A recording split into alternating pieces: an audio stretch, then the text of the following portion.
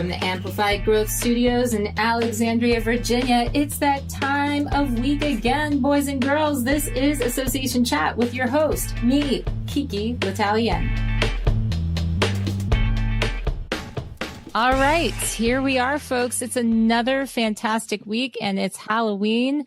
And I don't mean to scare you, but we have a fantastic show ahead. Welcome to Association Chat, your weekly online discussion for the association community, where we warm ourselves by the virtual fire with the topics of the day, welcoming thought leaders and trailblazers alike to join up in this online home for the community. I'm the host of Association Chat, Kiki L'Italien, and I want to give a shout out to our wonderful sponsor, Fontiva. It's the AMS for innovation. I want to thank them for their ongoing support of Association Chat and the community here. If you're on Crowdcast, you can click the little call to action button and check out Fontiva, the little green button at the bottom. Go check out their blog for the association community. And if you're listening to this later on iTunes, or you're listening on Google Play or Stitcher or any place that you happen to run across this lovely show, you can just visit fontiva.com and check out their blog there. So for this episode of Association Chat, we are talking about an issue that has economists worried and higher ed and association executives scrambling. There's a skills gap in the American economy that leaves millions of jobs unfilled because qualified employees can't be found. This is not a Halloween story made up to scare you, but a challenge and an opportunity that association leaders have been talking about for decades. And now it's hit a critical point. Now, today we have three guests who are going to share with us their own experience in addressing this skills gap. This is all about what will we do for work. And we're talking with associations and association partners.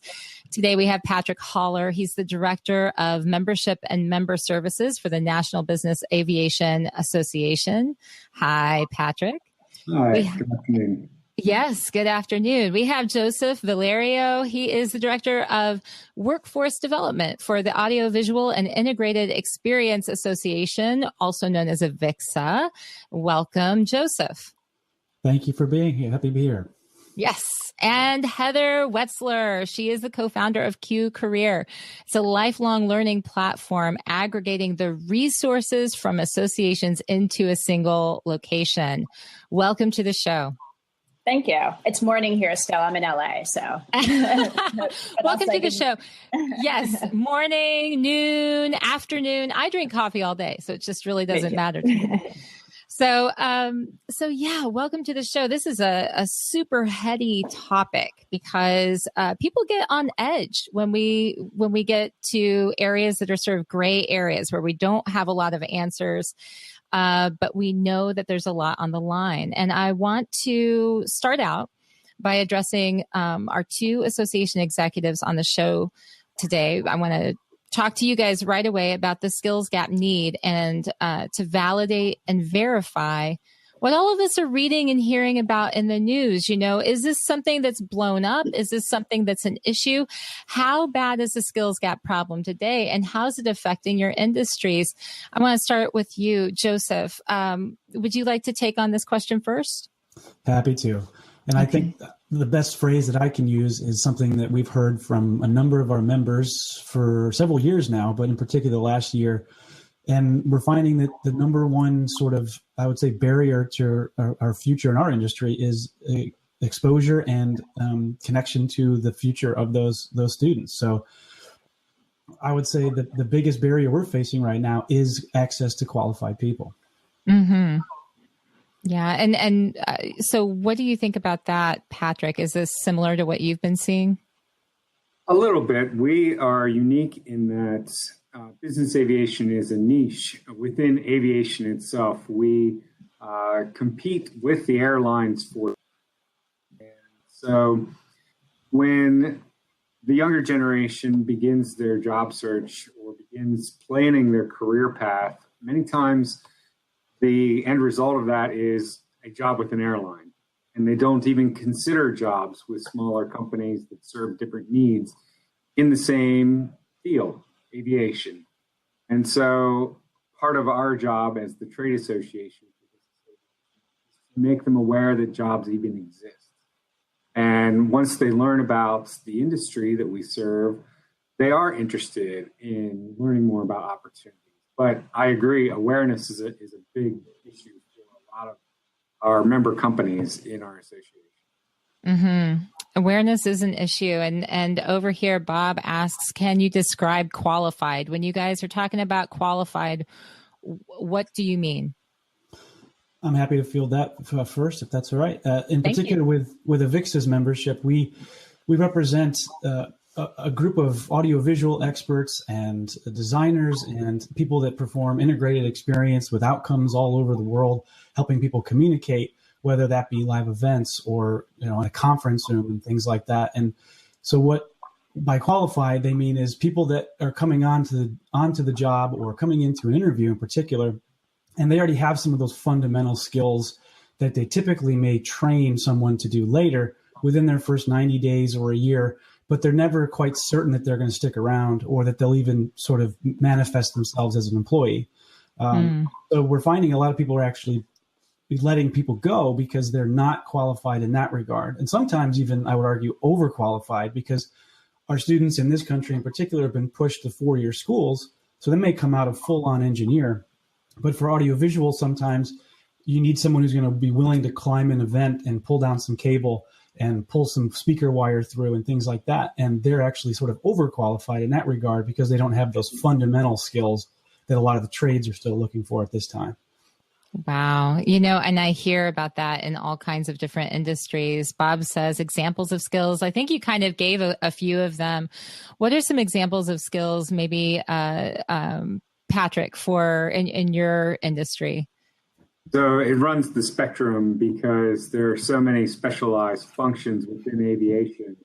Pilot credentials are very objective. They are highly regulated in terms of the type of aircraft you can fly if you're talking about a pilot, or things of that nature.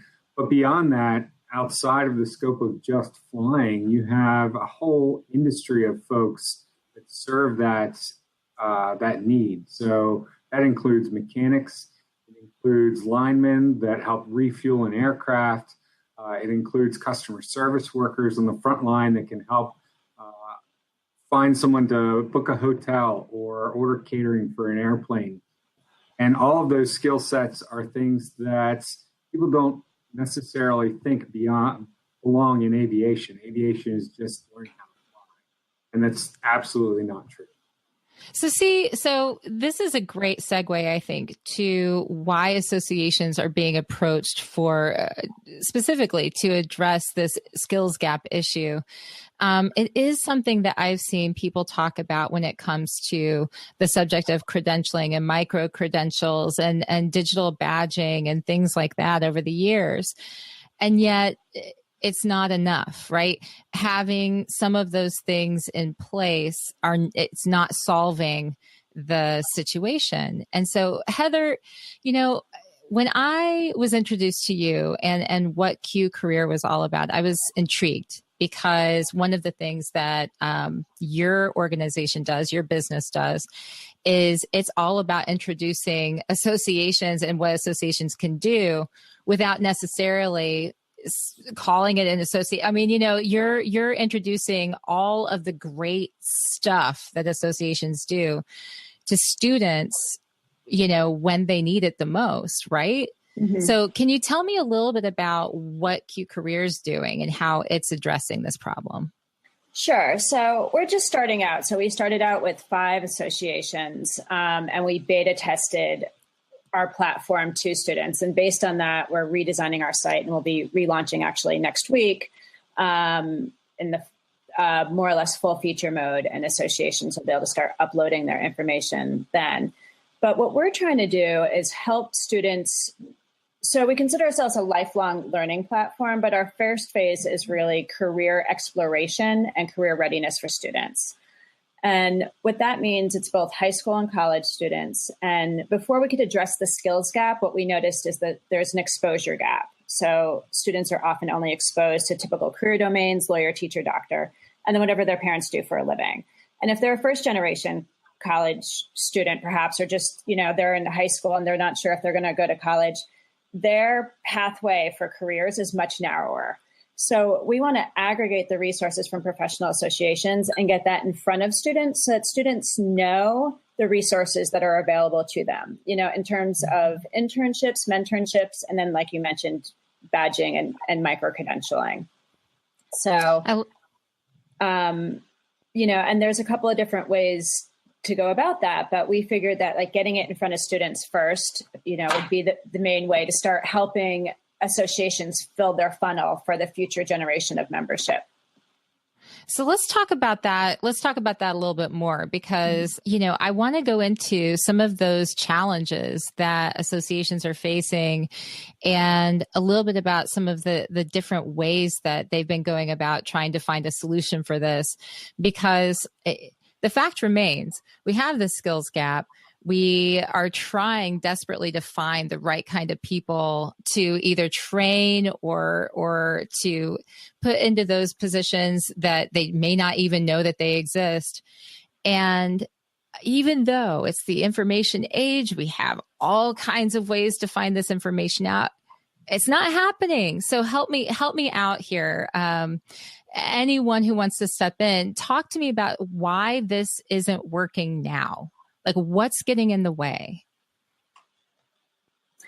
I could start. I think it's, associations are having a harder time reaching the younger generation. So, and when I went to high school and college, my schools introduced me to professional associations.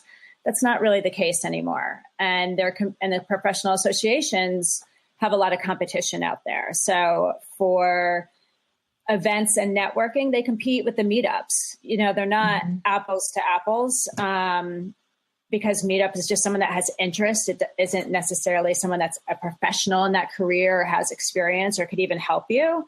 It's just someone who's interested in something.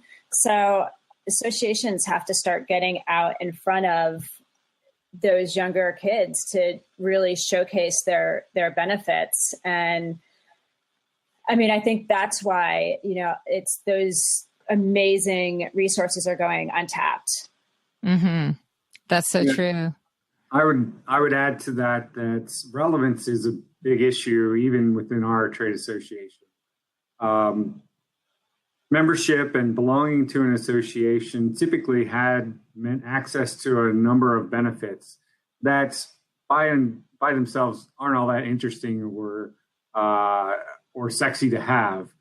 And young folks want to be excited about the industry that they're working in. They don't necessarily want just access to a static list of benefits. They want the opportunity to interact with people in a different way. They're not looking for the same type of events as our typical 55-year-old average member might be. Mm-hmm. So sometimes it means creating new products. Mm-hmm. Yeah, that's true. I see that. Joseph, what are your thoughts? We actually at AVIXA, I think have followed suit of what Patrick's saying, because we've noticed this through our membership and we can sort of try to see the forest through the trees. We naturally, strategically, in the last several years, have planned out an actual rebrand, which made us AVIXA recently. So number one, we didn't originally, as InfoComm International, if anyone knew us, had association even in our name. And so we realized, number one, that needs to get back in there because, as Patrick sort of alluded there just now, the importance of that to just the history of America and what that means to be a young person and belong to an association like that in that community was very important for us to reinstate in our name. And then to represent how at least our industry is changing. I can't speak for the aviation industry, but audiovisual has always typically been sort of a backdoor trade where people kind of do sound somewhere and they find the job, or they meet somebody and they find a job. Number one, there's never really been an academic portal or an academic causeway to the industry itself necessarily. There's always parallel trades like broadcast and things like theater and audio and video as well, sort of separately, but there's never truly been, as Heather sort of mentioned before, like the exposure gap is missing there for us. And so I think one way we're doing that is, number one, in this lovely rebrand we've done, to try and have an